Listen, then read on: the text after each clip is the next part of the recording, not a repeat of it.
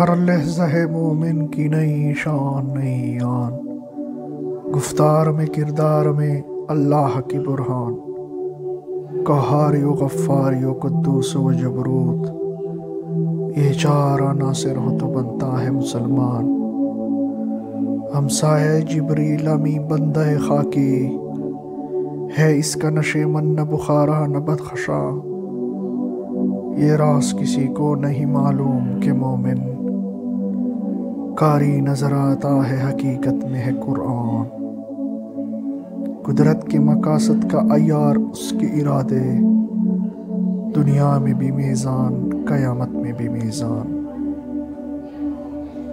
جس سے جگر لال میں ٹھنڈک ہو شبنم، دریاؤں کے دل جس سے دہل جائیں وہ طوفان، فطرت کا سرود ازلی اس کے شب و روز، آہنگ میں یکتا صفت صورت رحمان، بنتے ہیں میری کارگہ فکر میں انجم، لے اپنے مقدر کے ستارے کو تو پہچان۔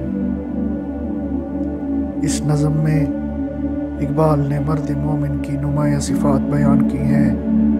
مومن ہر وقت تقوی اور پاکیزگی میں ترقی کرتا رہتا ہے، وہ اپنی حالت پر قانع نہیں رہتا، اسے ہر لحظہ ترقی کی خواہش رہتی ہے، اور وہ اپنے اقوال اور اعمال سے اللہ اور کلام اللہ کی حقانیت کے دلائل پیش کرتا رہتا ہے، یعنی کہ اس کے اقوال اور اعمال کو دیکھ کر دنیا اللہ کی ہستی پر ایمان لاتی ہے۔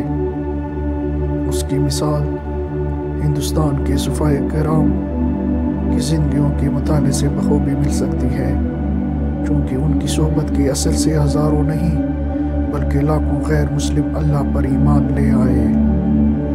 حقیقی معنوں میں مسلمان بننے کے لیے چار باتیں ضروری ہیں، یعنی انسان اس وقت مسلمان بنتا ہے جب اس کی زندگی سے چار باتیں ظاہر ہوں، اور وہ اللہ کے دشمنوں کو مرعوب کر سکے، وہ خطا کاروں کو معاف کر سکے، وہ پاکیزہ زندگی بسر کرے، اور صاحب حکومت ہو، کسی کا غلام نہ ہو۔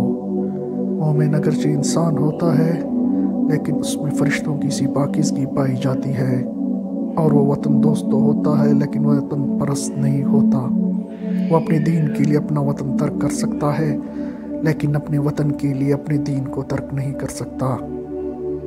مومن بظاہر تو قرآن مجید کی تلاوت کرتا ہے لیکن در حقیقت وہ خود قرآن ہوتا ہے، یعنی اس کی پوری زندگی قرآن کے سانچے میں ڈلی ہوئی ہوتی ہے۔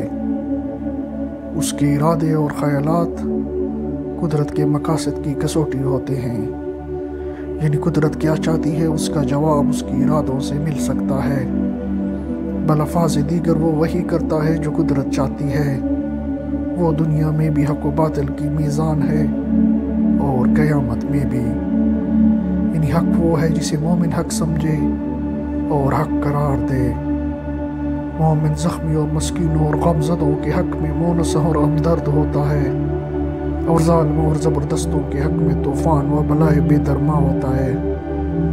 دراصل یہ نظم وہ آئینہ ہے جس میں ہم اپنی صورت دیکھ کر یہ معلوم کر سکتے ہیں کہ ہم پاکستانی مسلمان کس حد تک مسلمان ہیں۔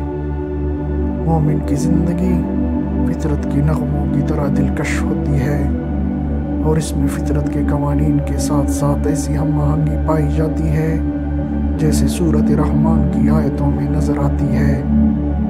یہ اشارہ اس آیت کی طرف ہے جو سورت میں مختلف آیتوں کے ساتھ آتی ہے۔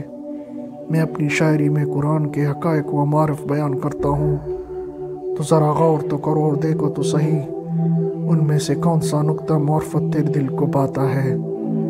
جو تجھے پسند آئے اس کو اختیار کرے، یقیناً تیرا مقدر سنور جائے گا۔